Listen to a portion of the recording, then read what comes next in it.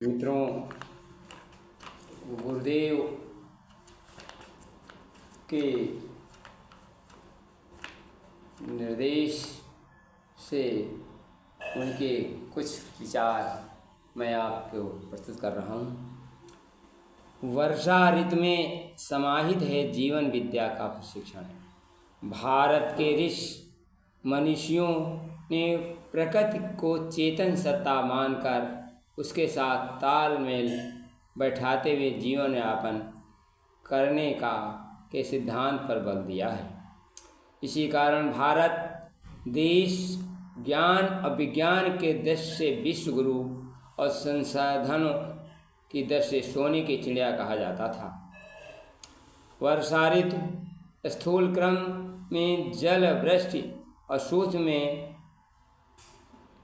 पर्जन्य उर्वरता का प्रवाह लेकर आती है। सूक्ष्म क्रम की उर्वरता बढ़ती है, खेत तैयार किए जाते हैं, समय पर बीज बोए जाएं तो फसल का लाभ मिलेगा। लेकिन उर्वरता बीजों के साथ खरपतवारों को भी बढ़ा देता है। वर्षा ऋतु का साधना काल भी कम उल्लेखनीय नहीं है। वर्षा ऋतु के स्थूल और सूक्ष्म दोनों तरह के प्रभावों का सदुपयोग संयोजन की तत्परता बरतना जरूरी होता है। हमारे ऋषियों मनीषियों द्वारा दोनों ही क्षेत्रों के लिए विवेकपूर्ण रीति नीतियों के प्रतिपादन और प्रयोगों का ताना बाना बुना जाता रहा है। संत परंपरा में कहा गया है, संत श्रेणी के साधक लोक शिक्षण लोक मंगल कार्यों में गति देने का विचरण करते रहते थे। प्यासा व्यक्ति अपनी प्यास बुझाने के लिए कुआं तक जाए ये ठीक है, किंतु संत तो मेघों की तरह प्यासी धरती और तक स्वयं पहुंचकर उनकी प्यास बुझाने की साधना अपनाते रहे हैं। इसलिए रामचरितमानस में लिखा है, संत सुखी विचरंत मही, अर्थात संत प्रकृति के लोगों को धरती पर विचरण करते हुए लोक मंगल की साधना करते हैं।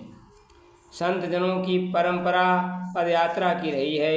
प्राचीन काल में वर्षा ऋतु में उन्हें उसमें कठिनाई आती थी, इसलिए एक स्थान पर रहकर विशेषतः साधना द्वारा शरीर के शोधन का प्रयोग, स्वाध्याय सत्संग द्वारा मन को शोधन प्रयोग किए जाते थे। खान पान के संयम, शरीर शोधन, योगिक क्रियाएं शरीर में पनपने रोगाणुओं विषाणुओं के प्रभाव को नष्ट किया जाता था।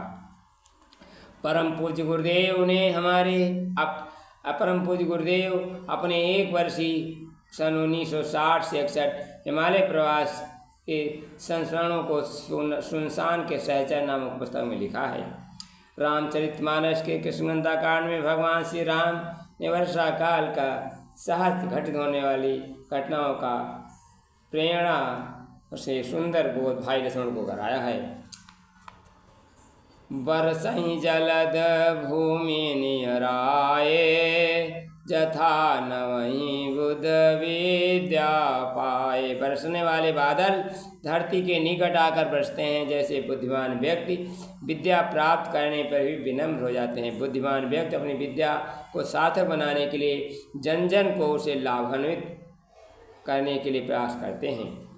ठाकुर रामकृष्ण परमहंस ने परम पूज्य गुरुदेव ने यह कार्य जीवन भर किया।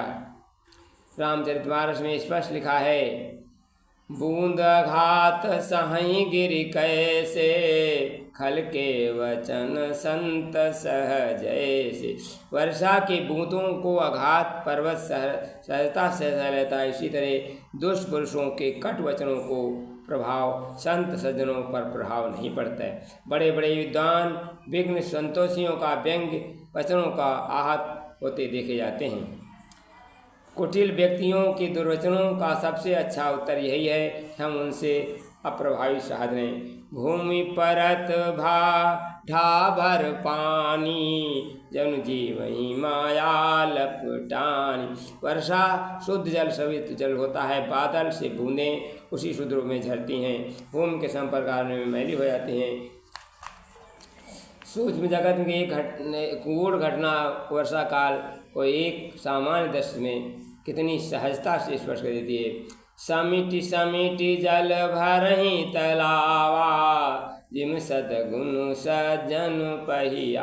वर्षा का पानी सब ओर सिमट सिमट तालाबों में एक जगह एकत्र होता है। इसी प्रकार विनम्रशील व्यक्ति स्वभावों के व्यक्तियों के साथ आज सद्गुण सहजता से पहुँचने रहते हैं, और सज्जन शालीन व्यक्ति वचन और व्यवहार और विनम्रता से दूसरों को सम्मान में शामिल रखता है। ऐसे व्यक्ति को हर कोई अपना अनुभव और लाभ सहज देता है। क्षुद्र नदी भरी चले उतराई, जन थोरे धन खल। छोटी नदियाँ नाले थोड़ी वर्षा में उफन उतराते हैं। क्षुद्र मानसिक वाले व्यक्ति इस प्रकार थोड़ी संपदा धन पद यश पाते हैं, उन्मत्त व्यवहार करने लगते हैं। गंभीर प्रकृति व्यक्ति इस प्रकार नहीं करते हैं। सच संपन्न सोह मही जैसे, उपकारी की संपत्ति जैसे।